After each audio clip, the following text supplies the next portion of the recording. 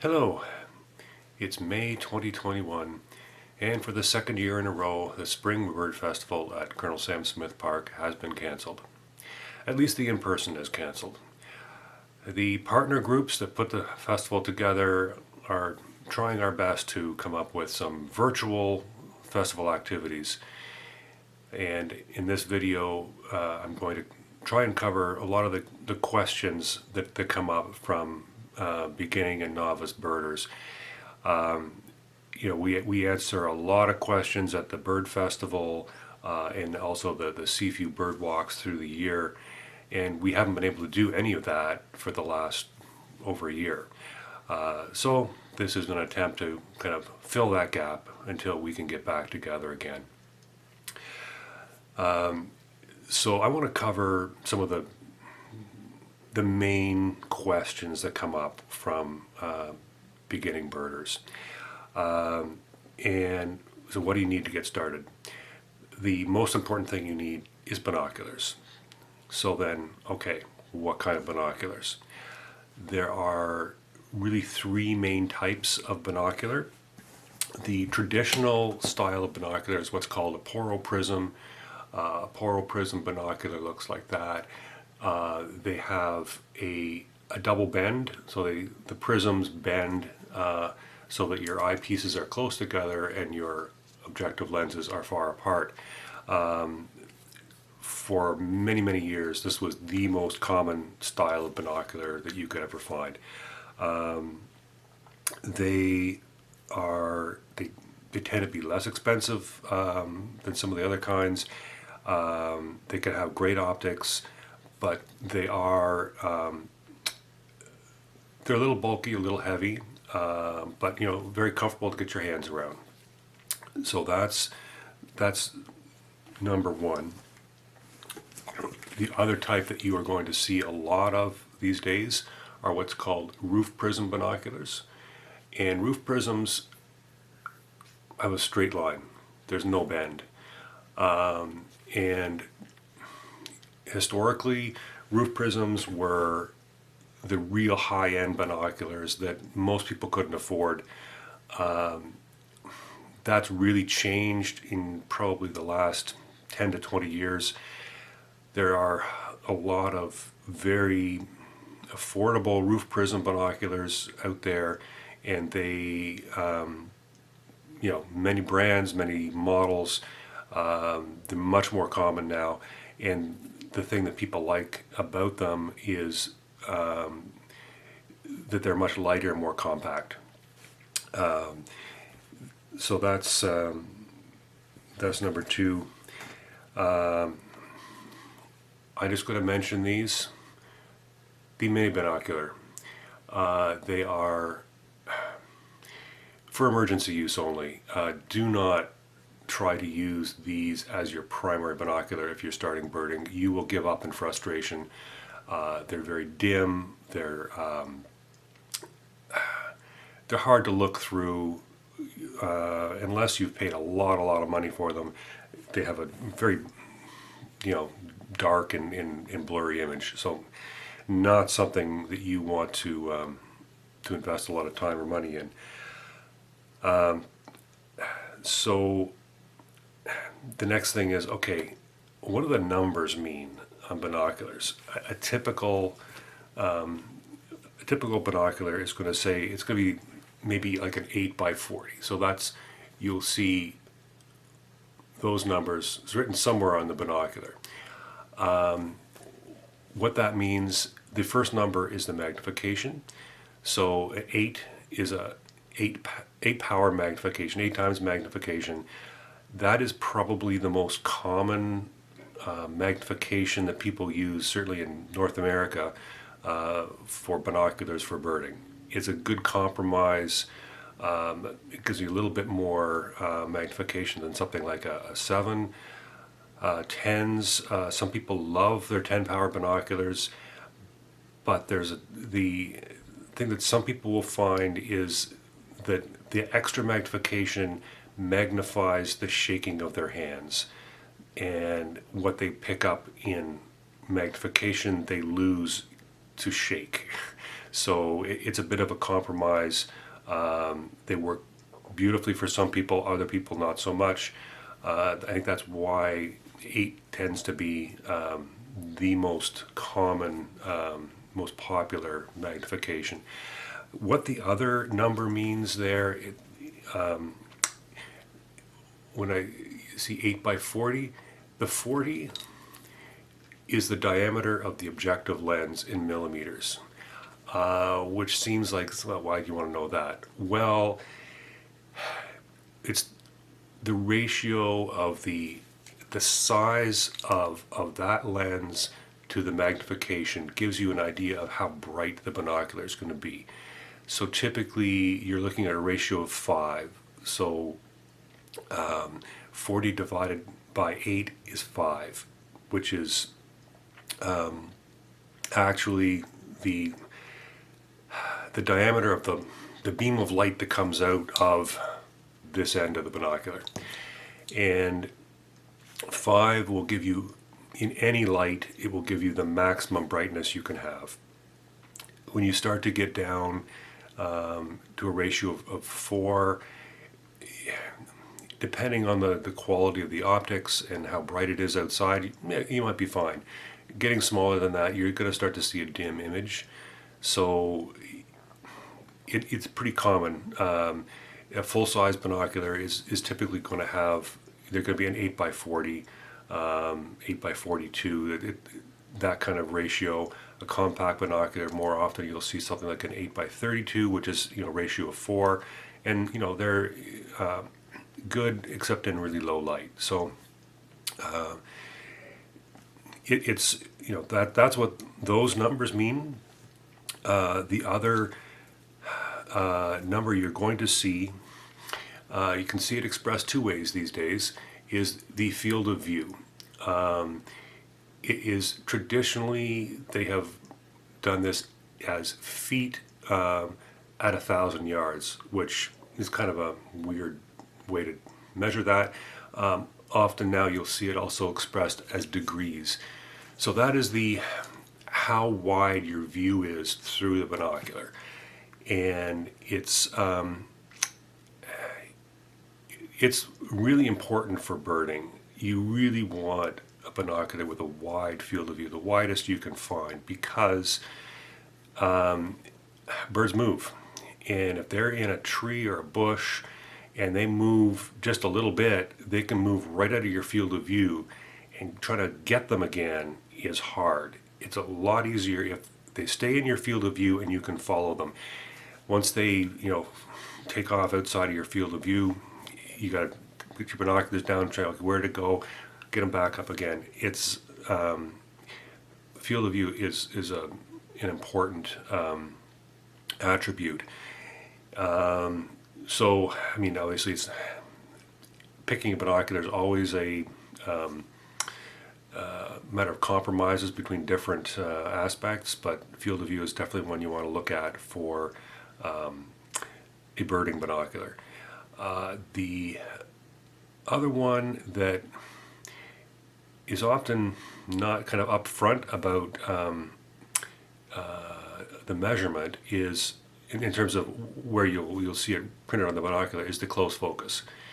And older style binoculars, they kind of took the view that, well, why would anyone look at something up close with binoculars? Doesn't make sense, right?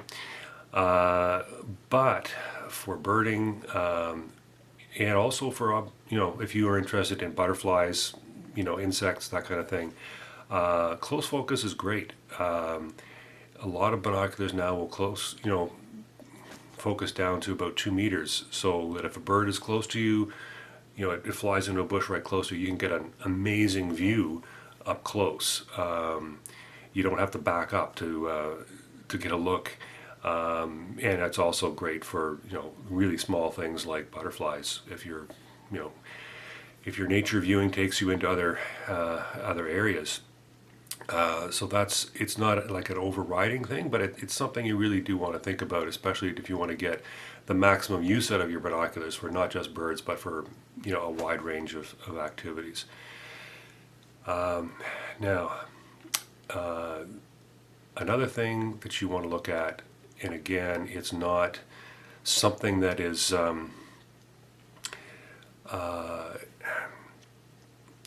it's not always clear until you read deep down in the specs, is what's called eye relief. And that is the distance between this lens, the objective lens, or the eyepiece, sorry, and your eyeball. So that is the optimum distance to view the binocular. And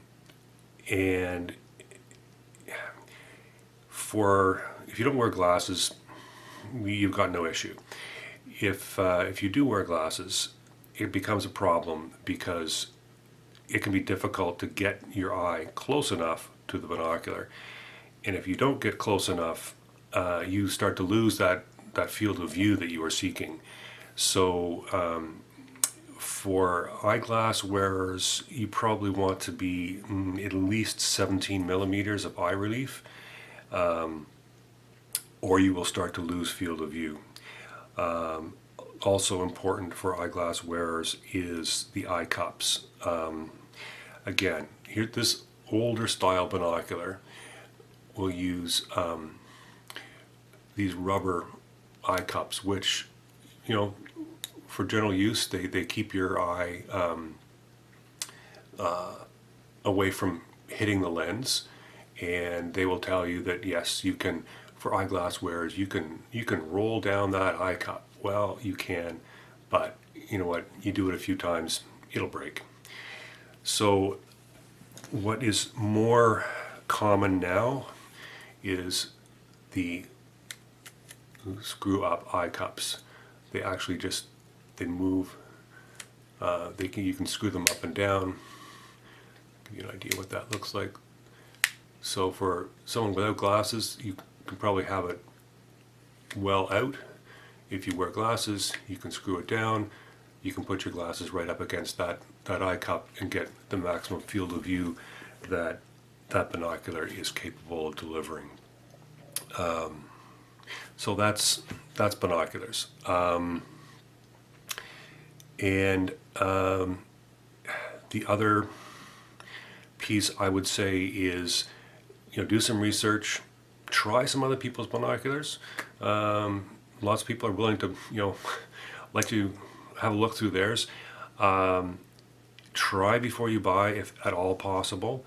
And that is obviously very difficult these days, because in-person shopping is next to impossible. But it's really useful if you can, because one of the other things is you may find a pair of binoculars that on paper is just ideal. It's what you're looking for, but you try them and they're just not right for you. For years I used Poro Prism binoculars because I couldn't find a roof prism binocular that was comfortable. I found myself holding it with my fingertips, and it just wasn't, it wasn't a comfortable thing to use. So, little stuff like that, it can make a big difference. And especially, I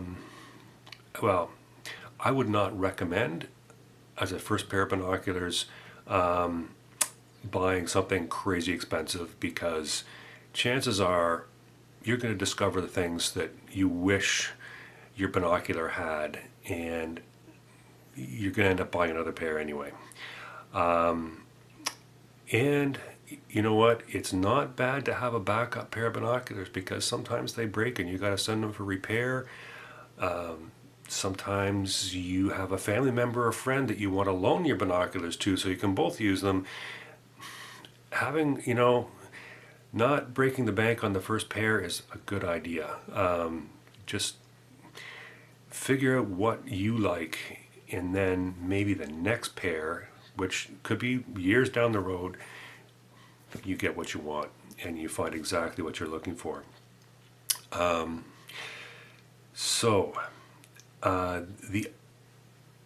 Probably the next question that comes up is about cameras, because people quickly find that where their cell phone is great for taking pictures of just about anything, they cannot zoom in on a bird.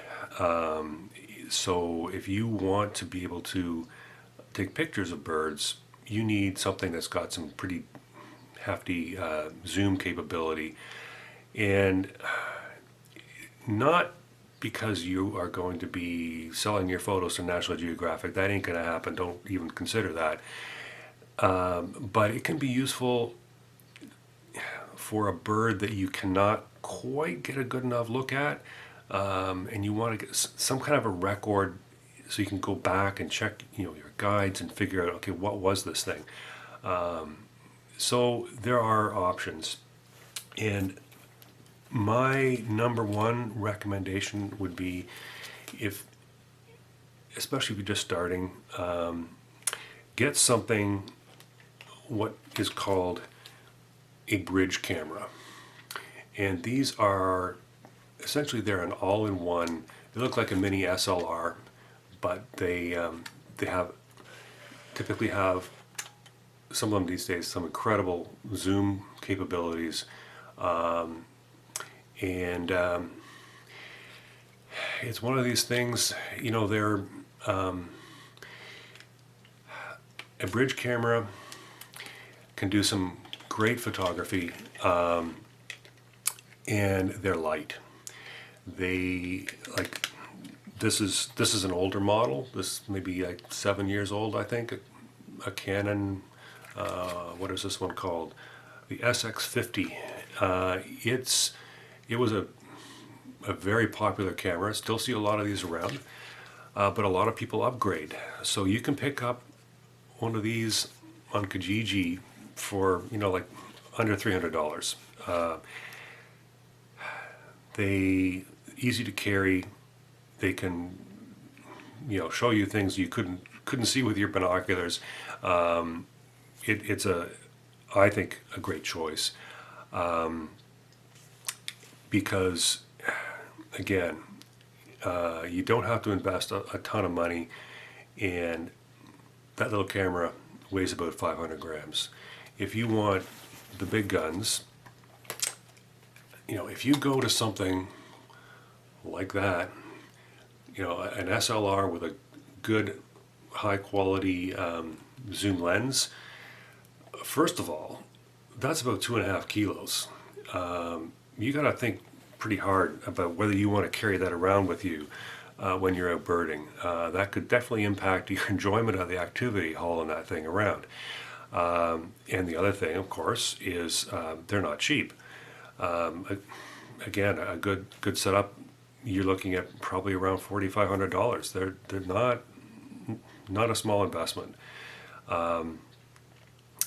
So that's what you can think about. I would not recommend certainly starting out that way, unless you are already a photographer, have interests that are going to coincide with that, and you're actually going to get your use out of it. Otherwise, I would not really not recommend going that as a starting point anyway. Okay, the other thing that I don't get asked nearly often enough is about field guides. I cannot recommend highly enough that you have a field guide, or 2 or 3 or 4. I have lots. Traditionally, they were paper, and this one, Peterson's, was one of the main ones. I can't remember. They don't look like this anymore. I cannot remember how old this one is, but they give you quick reference. Peterson was one of the best, because his illustrations are just so good. They don't look necessarily as detailed as some things or as photos, but he just nailed the posture of the birds, the shape of the birds. He picked out the keys in the illustrations, illustrating the key things to look for. it was one of the best. Still is. And now there's a lot of electronic guides. And in fact, one of them is Peterson. There is an electronic version of Peterson's Field Guide, which is based on the book, and actually has a lot of things in there that are not in the book. Notably calls. That's one of the huge advantages of an electronic guide, is you can get recordings. Back in the day, I spent gobs of money on CDs of bird calls, and now you can pick them up basically for free in apps. So it's that is a huge advantage for those. So I'm going to cover electronic field guides and websites on a separate video, but yeah, I mean, a lot of people do not carry a field guide anymore. Not enough people own field guides, but that's another question. Don't rely on Google. You need a guide. The huge advantage with electronic guides, it's one less thing to carry, because you're probably already carrying your phone, so you can you've got it at your fingertips. You were carrying it anyway. It's not another book you've got to carry with you. So that's huge. So I've just touched on it, but the electronic aspect has, certainly changed things immensely over the last number of years. So I'm going to cover in a separate video some of the online resources and some of the mobile phone apps, and because there's a lot of stuff out there, and it can really make it can broaden your experience. I mean, just to name a few, I'm going to devote a whole video to Merlin, which is an app, a free app put out by the Cornell Lab of Ornithology. It is an amazing guide for beginning novice birders, and it's free, and it's kind of like a field guide on steroids. It's like an expert in your pocket. It really, I can't say enough good things about it. And there are paid apps as well. Mostly there's sort of electronic versions of books, and bring a lot to the table as well. There are some websites. eBird is a huge resource.